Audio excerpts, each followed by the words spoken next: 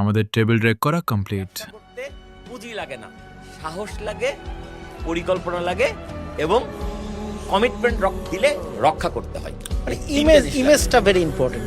ইমেজটাই আমরা মনে করি কি টাকা নাই বলে ব্যবসা হচ্ছে না। টাকা লাগবে অনেক পরে, লাগবে টাকা, আমি অস্বীকার করছি না। শুরুতে টাকা লাগে না। শুরুতে আপনাকে সিদ্ধান্ত নিতে হবে আমি কোন পণ্য নিয়ে ব্যবসা করব, মানুষের কোন সমস্যার সমাধান করব, এটা প্রথম টার্গেট। এই সমস্যার সমাধান করবো, আচ্ছা ঠিক আছে, যে সমস্যার সমাধান হিসেবে আমি যে প্রোডাক্টটা বা যে সার্ভিসটা দাঁড় করাবো, এটার নাম কি দেব, এটার লোগো কি হবে, এটা ট্রেড লাইসেন্স বের করতে হবে। এই কাজগুলো করতে সর্বোচ্চ 5,000 টাকা লাগে।